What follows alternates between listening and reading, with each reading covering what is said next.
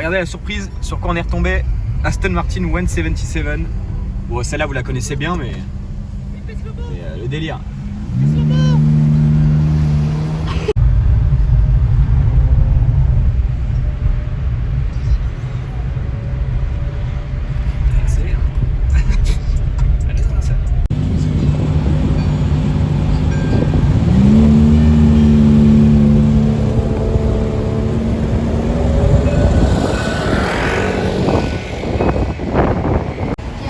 Regardez dans ce camion, il y a une 250 Lusso ici, une 280 GTO, mais il y a un truc qui est plus rare, une Porsche Singer, une rarissime Porsche en backdating, faite par le célèbre préparateur, si je puis dire, Singer, qui est mondialement connu et qui est sûrement le meilleur dans le milieu.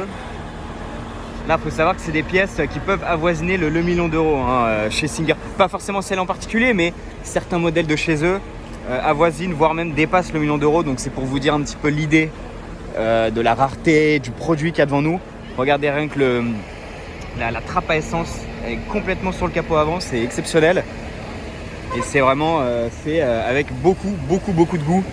La config, on aime ou on n'aime pas, là c'est une commande client. Toutes les voitures en fait sont des commandes clients chez Singer. Donc voilà, là les parties orange, je suis pas ultra fan, mais c'est vrai que le reste est très beau. Je vais vous montrer l'intérieur après, mais elle est splendide, surtout l'arrière évidemment avec ses ailes larges qui sont vraiment spécifiques en général au Singer, et puis avec ce petit bec de canard là qui rappelle un petit peu les 2 litres CTRS et même un peu l'histoire de chez Porsche. Elle est vraiment superbe, en plaque Montana en plus. Ça c'est stylé, puis vous pouvez voir l'intérieur qui est complètement qui est neuf quoi.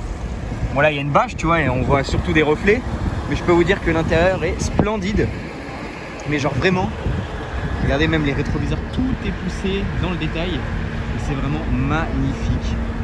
Et on n'en a pas souvent des Singer en car spotting, j'en ai vu une à Paris et j'ai pas souvenir d'en avoir vu d'autres, donc c'est vraiment exceptionnel d'avoir ça devant nous, cet exemplaire là. Franchement je suis très content de l'avoir.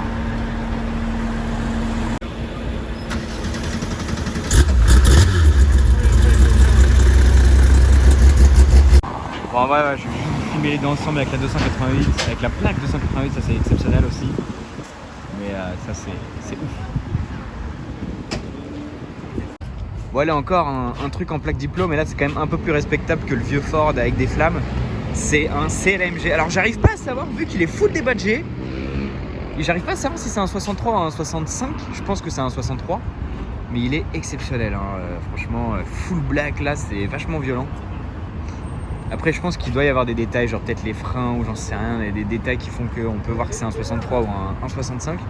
Mais en tout cas il est oufissime. Franchement cette voiture elle me fait rêver. Oh là là, ce design exceptionnel. Bon, regardez lui, il a fini sa course pas très bien. Regardez déjà les poteaux ils sont cassés là et lui il est défoncé. Je vais essayer de vous montrer là-haut. Oh, c'est tendu. Ouais, guettez, la voiture elle est morte. Puis il a dû bien faire un tout droit. Putain. Ouais, c'est tendu. Voilà, regardez la petite sortie du jour. 300 SL Roadster et Dino 246 GT. Avec les ailes larges. C'est une version US. On les a tous les deux décapotés pour comme il fait beau. On va aller faire des petites photos bien sympas. Voilà, ça va être vraiment stylé.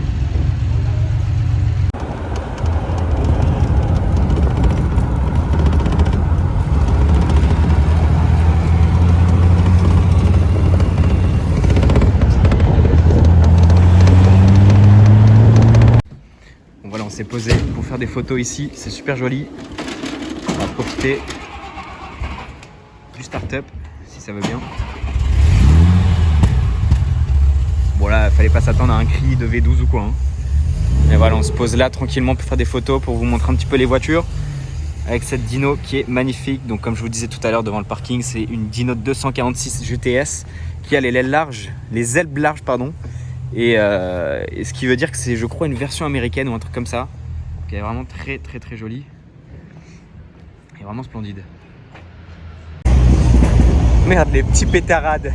On a changé les plaisirs, je suis monté dans la Dino. Et derrière, elle a 300 SL évidemment, tranquillement. Magnifique.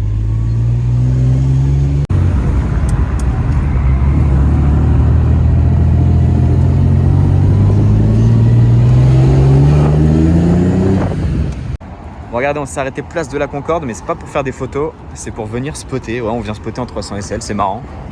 Et on est venu voir cette 250 coupé Pininfarina, entre autres, parce qu'il y a une 250 GTE, il y a d'autres voitures un peu sympa. Regardez une piste à pilotis là-bas, tout au fond, il y a une 458 orange et une 812 vitesses que je vous ai déjà filmé dernièrement. Et moi, je suis surtout venu vous filmer cette 250 coupé Pininfarina splendide. Elle est complètement dingue, à côté de cette 250 GTE, comme je vous l'ai dit. Et franchement, je la trouve vraiment splendide. C'est rarissime, l'intérieur est magnifique, il est comme neuf. C'est exceptionnel. Et là, en plus, c'est vraiment la config est super belle. Genre vraiment. Regardez, il y a mon pote Tony là-bas qui arrive en GT3 RS aussi. C'est plutôt sympa ce qu'il y a.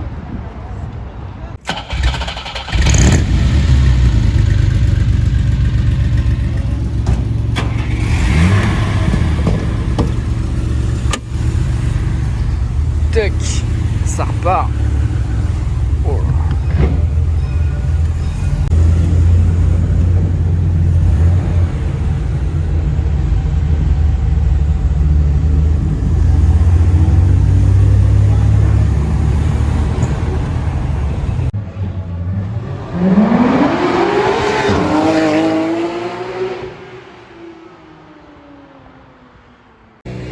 Bon, regardez, on vient de quitter une 300 SL Roadster et on se retrouve avec une 300 SL Gullwing.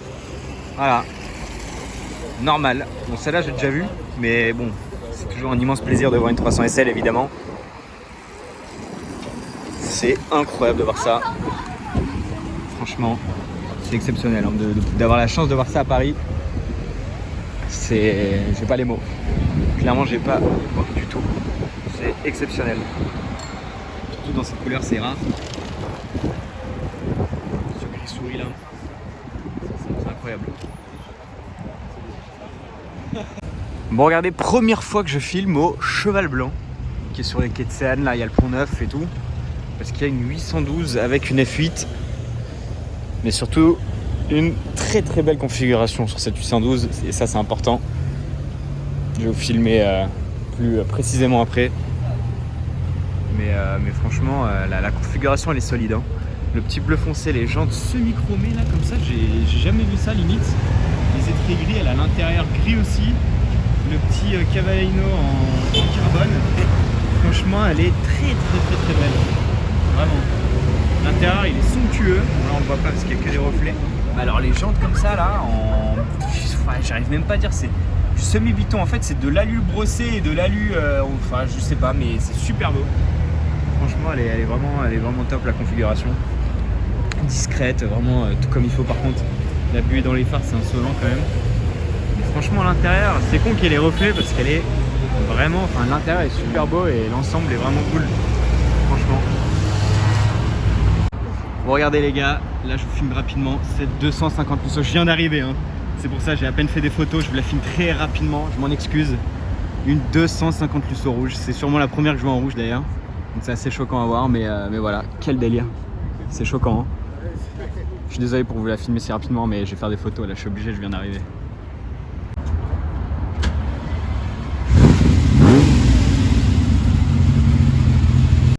Voilà, il y avait une petite GT3.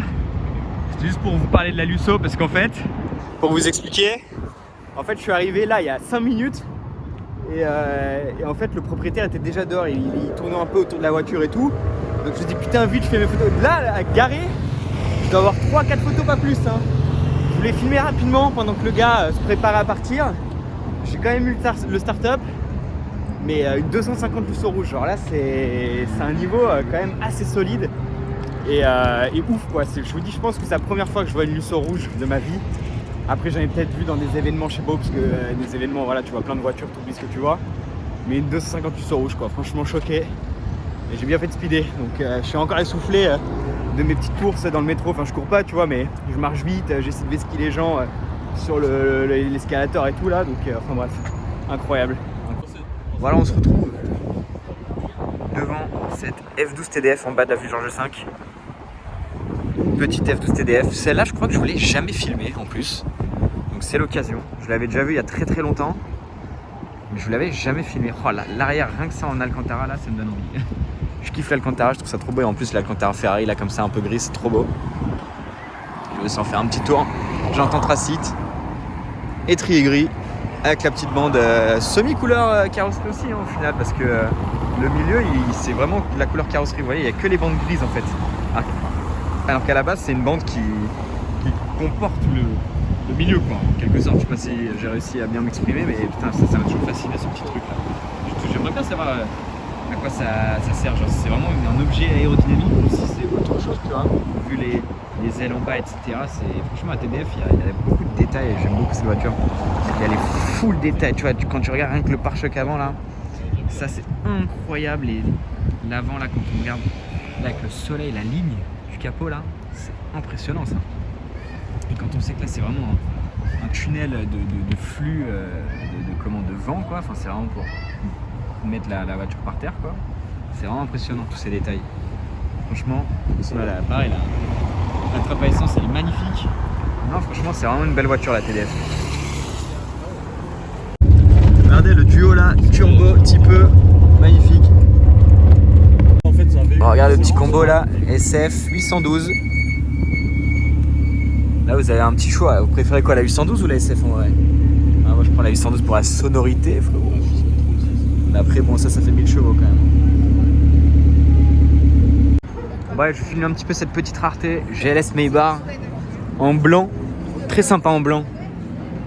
Franchement putain la hauteur du truc en vrai, waouh, c'est impressionnant.